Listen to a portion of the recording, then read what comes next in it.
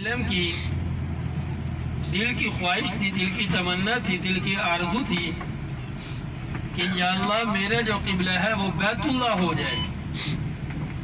جو حضرت ابراہیم علیہ السلام اور حضرت اسماعیل علیہ السلام نے اللہ کا گھر جو تعمیر فرمایا مکہ المکرمہ میں بیت اللہ شریف، کہ یا اللہ میرا جو قبلہ ہے وہ بیت اللہ ہو جائے۔ رسول اللہ صلی اللہ علیہ وسلم اکثر اپنی نظر مبارک آسمان کی طرف اٹھایا کرتے تھے اور اپنی نظر مبارک جو ہے یہ جھکا لیا کرتے تھے۔ کبھی اپنی زبان مبارک سے اس کا اظہار نہیں فرمایا کہ یا اللہ میرا جو قبلہ ہے وہ بیت اللہ ہو جائے۔ دل میں ایک تمنا تھی۔ قرآن مجید کی آیت کا مفہوم ہے کہ آپ کا آسمانوں کی طرف نظر کا اٹھانا اور پھر نظر کا جھکا لینا، ہم بہتر جانتے ہیں کہ آپ کی دل کی تمنا کیا ہے۔ آپ اپنا رخ جو ہے وہ مسجد اقصی سے ہٹا کر مسجد حرام کی طرف کر لیجئے۔ اس کے بارے میں علماء فرماتے ہیں کہ جب رسول اللہ صلی اللہ علیہ وسلم پر وحی نازل ہوئی کہ آپ اپنا رخ جو ہے وہ مسجد اقصی سے ہٹا کر مسجد حرام کی طرف کر لیجئے، جب رسول اللہ صلی اللہ علیہ وسلم مسجد النبی صلی اللہ علیہ وسلم میں موجود تھے، یہاں پر جو صحابہ کرام رضی اللہ عنہم اجمعین نماز ادا فرما رہے تھے، ان کو جب یہ پیغام ملا کہ ہمارا قبلہ جو ہے وہ چینج ہو چکا، تو صحابہ کرام رضی اللہ عنہم اجمعین نے نماز کے اندر ہی اپنا رخ جو ہے وہ مسجد اقصی سے ہٹا کر مسجد حرام کی طرف کر لیا۔ تو ایک نماز دو قبلوں کے اندر ادا کی گئی اس مقام پر۔ اور رسول اللہ صلی اللہ علیہ وسلم جب مکہ المکرمہ سے ہجرت فرما کے مدینہ المنورہ میں تشریف لائے، تو مدینہ المنورہ کی سرزمین پر رسول اللہ صلی اللہ علیہ وسلم نے 16 یا 17 مہینے تک مسجد اقصی کی جانب نماز ادا فرمائی۔ مدینہ المنورہ کی سرزمین پر 16 یا 17 مہینے کے بعد جو ہے ہمارا قبلہ جو ہے وہ چینج ہوا، اور قیامت تک ہمارا قبلہ جو ہے اب وہ بیت اللہ ہی رہے گا انشاءاللہ۔ تو ابھی انشاءاللہ ہم جا رہے ہیں جس ایریے میں، اس ایریے کو حی البیر عثمان کے نام سے اس ایریے کو جانا جاتا ہے۔ یہاں پر ایک قبیلہ آباد تھا، اور یہ قبیلے والے جو ہیں رسول اللہ صلی اللہ علیہ وسلم کے پاس تشریف لائے اور عرض کیا کہ رسول اللہ صلی اللہ علیہ وسلم آپ ہمیں اجازت دیں کہ ہم اپنی رہائش، اپنا قیام جو ہے یہ مسجد النبی صلی اللہ علیہ وسلم کے قریب آگے اپنی رہائش رکھ لیں۔ رسول اللہ صلی اللہ علیہ وسلم نے ان سے ان کی وجہ پوچھی، تو انہوں نے عرض کیا کہ یا رسول اللہ صلی اللہ علیہ وسلم جس ایریے میں، جس علاقے میں ہم رہتے ہیں، یہاں پر ایک کنواں ہے جو میٹھے پانی کا ہے، اور وہ کنواں جو ہے ایک یہودی کی ملکیت ہے، اور وہ یہودی جو ہے کافی مہنگا پانی فروخت کرتا ہے، اور وہ پانی ہم خرید نہیں پاتے۔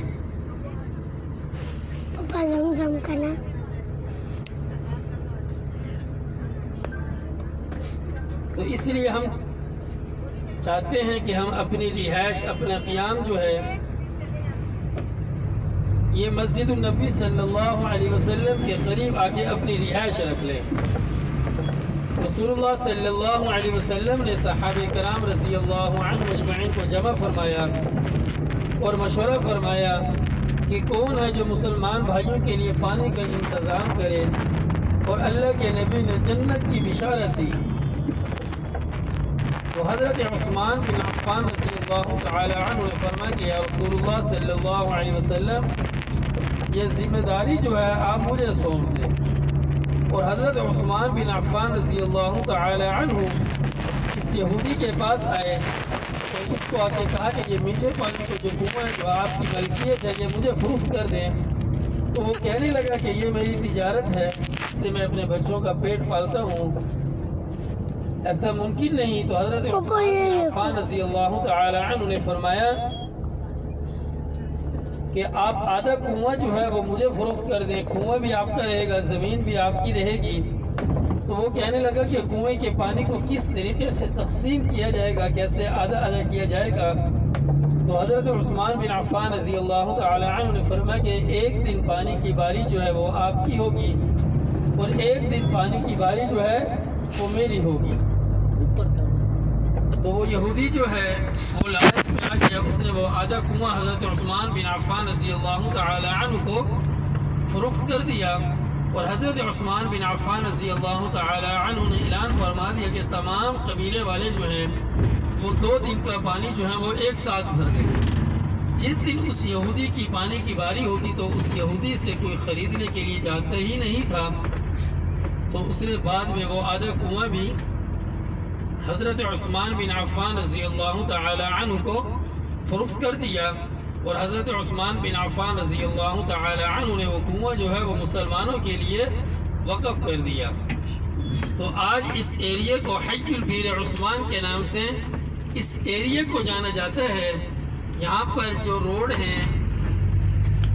تقریباً جو روڈ ہیں یہاں پر جتنے بھی راستے ہیں، یہ صحابہ کرام رضی اللہ عنہ مجمعین سے ان کے نام منسوب کیے گئے ہیں۔ تو آج اس ایریے کو، جس ایریے میں ابھی ہم پہنچ چکے ہیں، اس ایریے کو آج جو جانا جاتا ہے یہ حضرت عثمان بن عفان رضی اللہ تعالی عنہ کے نام سے یہ ایریا جو ہے یہ منسوب ہے۔ اور وہ کنواں جو ہے اس ٹائم وہ گورنمنٹ کے انٹر میں ہے، تو گورنمنٹ نے 4 دیواری کر کے اس کو بند کیا ہوا ہے، 4 دیواری کر کے بالکل چاروں طرف سے دیواریں کھڑی کی ہوئی ہیں، اوپر سے چھت ڈال کے اس کو بند کیا ہوا ہے۔ وہ اس ٹائم محکمہ زراعت کے انٹر میں ہے۔ یہ کنواں جو ہے ایریا یہ وہی ہے حج البیر عثمان کا۔ انشاءاللہ آپ کو تختی بھی دکھائیں گے، جو تختی لگی ہوئی ہیں یہاں پر حج البیر عثمان کے نام سے بھی۔ رسول اللہ صلی اللہ علیہ وسلم جب مکہ المکرمہ میں تشریف فرما تھے، مدینہ المنورہ آمد سے پہلے، تو رسول اللہ صلی اللہ علیہ وسلم کو اللہ رب العزت نے خواب کے اندر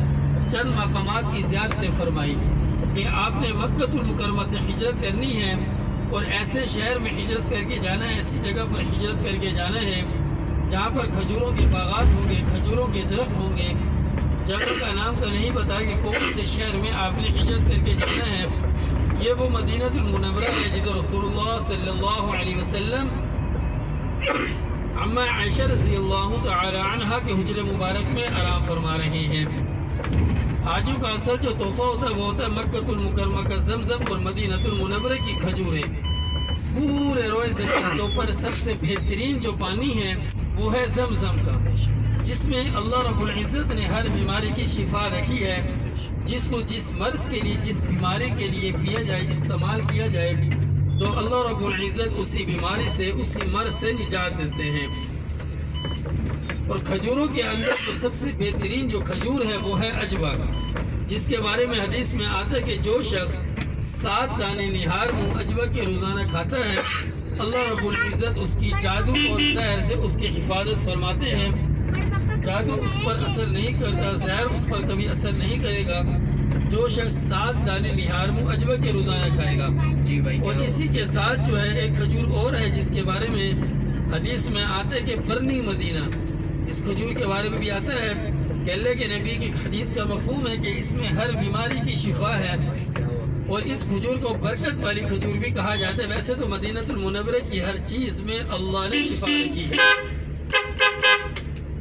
یہاں کی کھجوروں میں، یہاں کی ہوا میں، یہاں کی مٹی پر۔ ہمارے استاد فرماتے کہ جو شخص عجوا کھجور نہیں لے سکتا کیونکہ یہ مہنگی ہوتی ہے، تو وہ مدینہ المنورہ کی کوئی بھی کھجور لے، 7 دانے نہار منہ اس کے روزانہ کھائے گا تو اللہ رب العزت اس کی بھی جادو اور زہر سے اس کی حفاظت فرمائیں گے، کیونکہ مدینہ المنورہ کی ہر چیز میں اللہ نے شفا رکھی ہے۔ یہاں کی کھجوروں میں، یہاں کی ہوا میں، یہاں کی مٹی میں، زمزم میں اللہ نے شفا رکھی ہے۔ تو ابھی ہم اسی ایریے کے اندر پہنچ چکے ہیں، حج البیر عثمان کے ایریے میں۔ یہ ایریا وہی ہے، اور جو باغ اللہ کے نبی نے خود لگایا تھا، وہ باغ تھا حضرت سلمان فارسی رضی اللہ تعالی عنہ کو جو آزاد کروانے کے لیے، جو رسول اللہ صلی اللہ علیہ وسلم نے جو باغ لگایا، جو آپ پہلے دیکھ چکے ہیں، اس ایریے کو وادی بطحان کے ایریے تھا۔ تو یہ جو باغ حضرت عثمان بن عفان رضی اللہ تعالی عنہ کے نام سے منسوب نہیں ہے، ایریا یہ وہی ہے، کیونکہ آتا ہے کہ اللہ کے نبی کی حدیث کا مفہوم ہے کہ سچ بولنے والے کی نجات ہے، جھوٹ بولنے والے کی ہلاکت ہے۔ تو اس لیے ہم یہ نہیں کہیں گے کہ یہ وہی باغ ہے، تو اس لیے ایریا یہ وہی ہے۔ حی البر عثمان کا باغ جو اللہ کے نبی نے لگایا تھا وہ حضرت سلمان فارسی رضی اللہ تعالی عنہ کو آزاد کروانے کے لیے جو لگایا تھا وہ باغ تھا۔ تو جو حاجی کھجورے وغیرہ دیکھنا چاہے، پسند کرنا چاہیں، یہاں سے لینا چاہیں، آپ کی مرضی ہے۔ یہاں پر انشاءاللہ 15 منٹ کا وقت ہوگا، اور مناسب نہیں ہے کہ ٹائم کے لیے بار بار اعلان کیا جائے، تو حاجی جو ہے خود ہی اس چیز کا جو ہے تمام کریں، کیونکہ یہ وقت ہمارا بہت قیمتی ہے۔ یہ ہماری زندگی کے سب سے بہترین دن ہیں، بہترین لمحات ہیں، بہترین گھڑیاں ہیں۔ ابھی ہمیں اس چیز کی قدر کا نہیں پتہ،